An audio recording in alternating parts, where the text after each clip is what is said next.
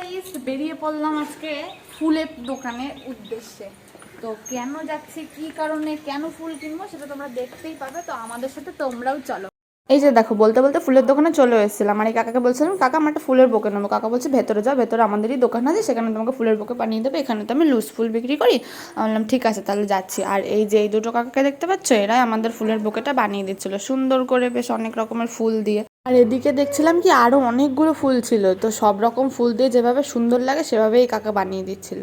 আমিও বলছি, আমার বড় বলছে যে দেখো কাকা, পয়সা নিয়ে ভাবতে হবে না, তুমি যেভাবে যত সুন্দর লাগে আর নানান রকমের ভালো ভালো ফুলগুলো দেবা, আর যত একটু বড় হয় দেখতে সুন্দর লাগে সেভাবেই দাও, তোমার টাকা পয়সা নিয়ে ভাবতে হবে না।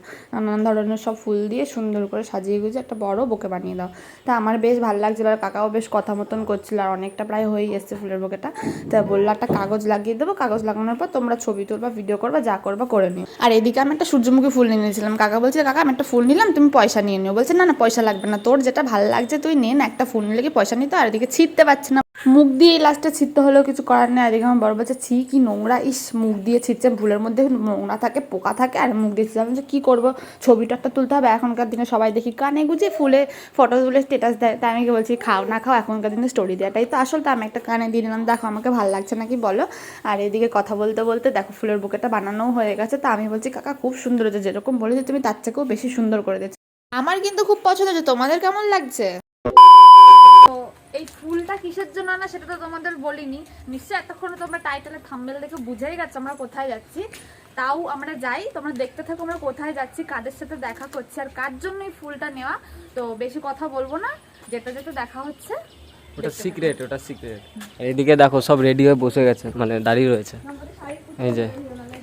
হ্যাঁ, আর এইটা তো বেশি সুন্দরী দেখায়, বেশি সুন্দরই দেখায় না, ন্যাচারাল বিউটি এই যে এইটা এইটা। হ্যাঁ হ্যাঁ।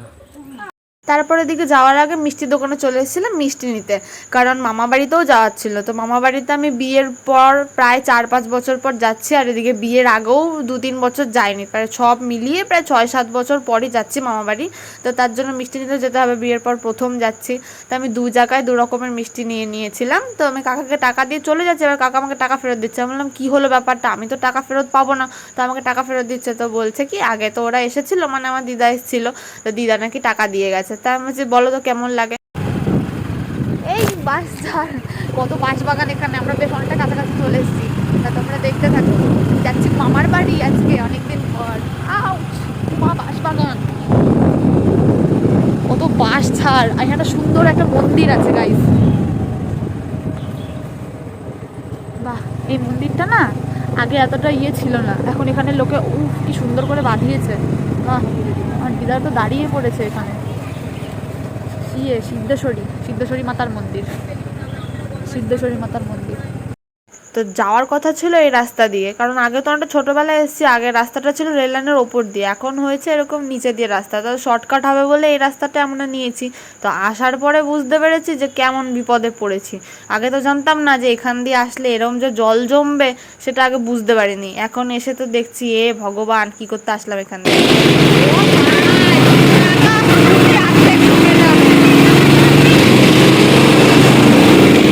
ভগবান এত বৃষ্টি হয়েছে যে কি বলবো। যে এইদিকে দেখো একটা গাড়ি জলের মধ্যে পুরো ফেসে গেছে, গাড়িটা তুলতেই পারছে না জল থেকে, দেখে খুব খারাপ লাগছিল। আর আমি যে এতটা গাড়ি চালিয়ে এসেছি, এখন মানে গাড়িটা আমাদের ঘুরিয়ে নিয়ে অন্য রাস্তা দিয়ে যেতে হবে। তো চলো গাড়িটা ঘুরিয়ে নিয়ে যাওয়া যাক।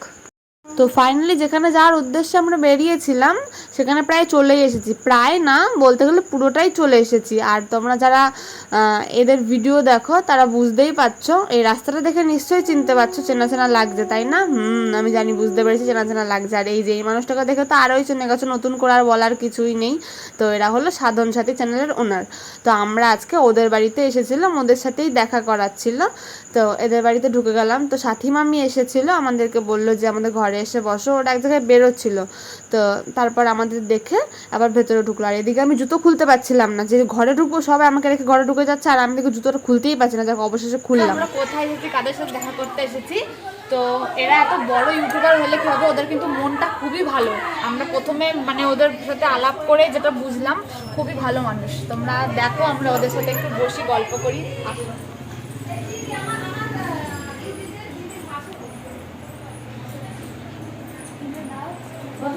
এগুলো কেন? Thank you.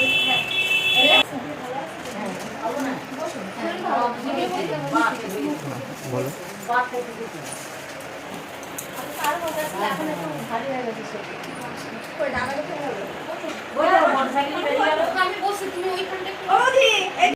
আর এদিকে দেখো আমার ছেলে তো এই সুন্দর একটা ডিম্মার কোলে উঠেছে আর নামবেই না। আর সত্যি মামিরও এত জমে গেছিল ওর সাথে যে সে মানে দুজন মিলে কি মজা কি আড্ডাই আর কি। আর এদিকে সবাই সবার মতন নানান ধরনের গল্পে মজে গেছে।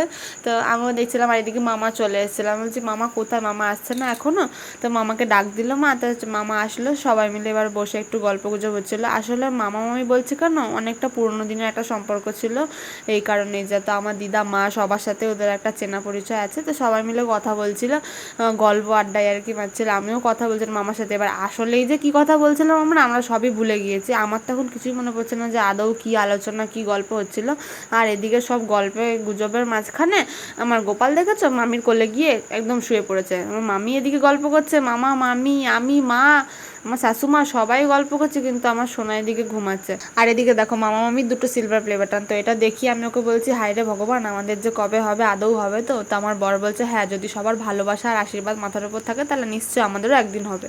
আয়ানাখি অফিসিয়াল এই নামে ফেসবুক পেজটা তোমরা একটু ফলো করো, ভিডিও দেখো, ভালো লাগলে একটু লাইক কমেন্ট শেয়ার করো। আর আমি এই দিকটাই বলছি, অবশ্যই এই ভিডিওটায় একটা লাইক করে দিও। যখন আমি দেখবো এই ভিডিওটায় অনেক অনেক লাইক করেছে, আমার খুব ভালো লাগবে। আমি চাই আমাদের বাড়ি যারা আসে একটু ভিডিও করে তাদের ভিডিওতে অন্তত একটু ভিউজ আসুক। সেটা মানে যাদের চ্যানেল তাদের কতটা ভালো লাগবে আমি জানি না, হয়তো অনেকটা ভালো লাগবে, তার থেকে বেশি ভালো লাগবে আমার যে না আমাদের বাড়ি এসে ভিডিও করে একটু ভিউজ হয়েছে, লাইক করেছে। ফাইনালি আমরা এখন এখান থেকে বেরিয়ে গেলাম। হ্যাঁ বেরিয়ে গেলাম, এখন ওরা ওদের কাজে বেরোবে, আমরাও আমাদের কাজে যাচ্ছি। কারণ আমাদের কপালটা সত্যিই খুব ভালো ছিল, নাহলে ওদেরকে আমরা বাড়িতে আজকে পেতামই না। আমরা ঢোকার আগেই দেখছি ওরা গাড়ি নিয়ে দুজনা বেরোচ্ছে, তো আমাদের দেখেই আবার ভেতরে ঢুকলো। তো যাই হোক একটু আড্ডায় আর কি গল্প, একটু ভালো সময় কাটালাম। তো এখন আমরা বাড়ির দিকে যাই। আর যদি তোমাদের এই ভিডিওটা ভালো লেগে থাকে তাহলে একটা লাইক কমেন্ট আর অবশ্যই একটা শেয়ার করে দিও। তাহলে আজকের মতো এই ভিডিওটা এখানেই এন্ড করি। ততক্ষণ তোমরা সুস্থ থাকো, ভালো থাকো, টাটা।